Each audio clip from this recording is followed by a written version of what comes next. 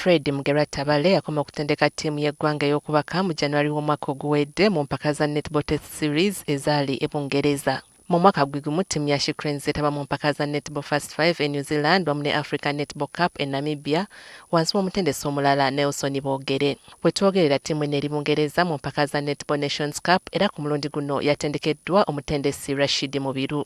Bano tebakoze bulungi mu mpaka zino era baakubiddwa South Africa, Malawi ne Bungereza.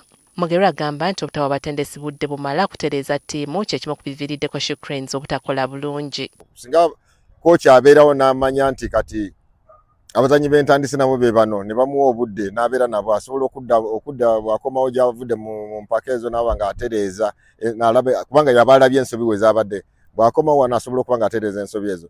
Naye buli lwe mugenda ne mukola ttiimu n'ekola bubi kati kochi tanabata kutuuka kutereeza nsobi ne muteekawo omulala kati omulala oyo ensobi ziri ze baakola tajja zitegeera. Ono agamba nti ekibiina kifuga omuzannyo gw'okubaka kyalemererwa okuwa abatendesi b'eggwanga emirimu egy'enkalakkalira era ensonga lwaki kibakyusanga ngoye. Kuva edda nedda tekyaliwo kujjako ndowooza mu biseera bya 2021 ndowooza yalitwa contract yali emyaka 2 nga infact no mu 2023 ndowooza contract yange yali agiziza bujja naye ate ebintu byagenda obi ne bamuggyako.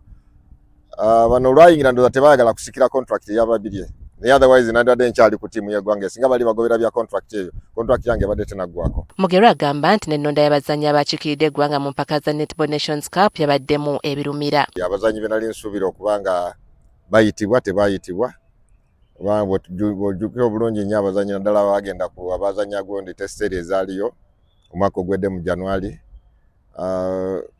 Abasinga bwe bali balamu tebalina injari yonna oba buvune bwonna naye kyanewuunyisa okulaba nga abasinga babaleka ebweru ne bayita abazannyi abapya bagamba batalina data experience. Kigambibwa nti bangi ku bazannyi ku ttiimu eno bagenda mu mpaka zino nga balina obuvune kyokka onaalika abazannyi bamenye abaali mu mbeera ennungi naye ne bataweebwa mukisa. Tuna omuzannyi ga Masse batamuliza ndowooza ne ku gundi bwe bali mu Namibia ndowooza abaalaba geemu yo gye yazannyako nga bazannya South Africa ku wing attack, she was a better player.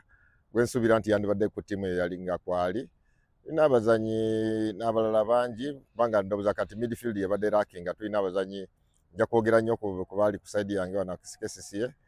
Tulina Nola owaawe yazaala naye abadde yakomawo nga traininga.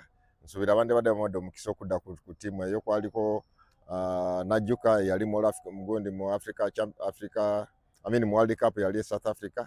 Nsuubira naye bandi badde bamuwa omukisa naye tekyakolebwa kale ne basobola okuba nga baleeta abantu bendowooza nti badde tebanafuna bumanyirivu obusobola okuzannya omupiira egyo. Agamba nti kyabuswavu nti abatendesi abamu baagala kuzannyisa abo abava mu kilabu zaabwe wadde ng'oluusi babeera tebalina busobozi. Bw'otula bulungi ettiimu eyo engali gye yaliwo yalimu abazannyi ndowooza nga abasinga baali ba City Council bwe nsuubira nga ndowooza bano bwe bajja ono kochi bwe yajja ndowooza ne basalawo gamba nti ndowooza bano tubajje ebbali naffe kubanga yali ayagala nnyo aba City Council. Naye nga nze ku lwange nga kochi ndaba nti si kyekyali ekintu ekikulu kubanga nagenda okulonda abantu abo baabule bava mu City Council nga be bazannyi b'ensuubira baali basingamu obulungi nga bw'otula mu bifo kye baali bazannya kinoomu sirowooza nti waliwo omuzannyi gwe twali tulese ebbali yali asingako ku abo abazannyi abaali mu City Council abaali bazannya. Omuzibizi Farida Kadondi azanyira mu liigi ya Bungereza y'omu ku bataweebwa mukisa ku ttiimu eno olw'ebigambibwa nti yeemulugunya ku ngeri gye basasulwamu kyokka Mugerwa agamba nti ono teyali yekka. Kubanga singa baali bataano bonna baali bagamba baasibuuka empisa then abataano bonna tebandibaddeko naye okulondamu omu ate abasigadde abalala ne basigalayo tekikola makulu. Bwe twogerera Uganda ekwata kifo kya 6 mu mawanga agazannya okubaka mu nsi yonna wabula nga erina okuwangula amawanga agagisinga wamu n'okwekuuma ago geesinga okusobola okulinnya oba okukka. Regina Nalujja, NTV ku ssaawa emu.